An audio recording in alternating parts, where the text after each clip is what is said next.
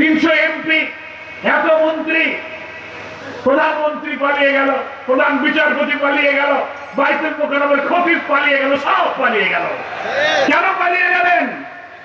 পালায় কারা? পালায় চোর, পালায় ডাকাত, পালায় ধর্ষণকারী, পালায় লুটপাটকারী। তারাই পালিয়ে যায়। যারা সব, তারা কখনো পালায় না। আপনারা পালিয়ে গিয়ে প্রমাণ করেছেন আপনারা জাতির সাথে বিশ্বাসঘাতকতা করেছেন। আমি সেই কথায় ফিরে যাচ্ছি যে বাংলার হাজার হাজার মানুষ রক্ত দিয়ে, চোখ দিয়ে, হাত দিয়ে, পা দিয়ে এই বাংলার মানুষকে মুক্ত বাতাসে স্বস্তির নিঃশ্বাস ফেলার সুযোগ দিলেন। তাদের সেই রক্তের ঋণ, রক্তের দায় আমাদের শোধ করতে হবে। কি বলেন, ঠিক কিনা? সেই ঋণ কি?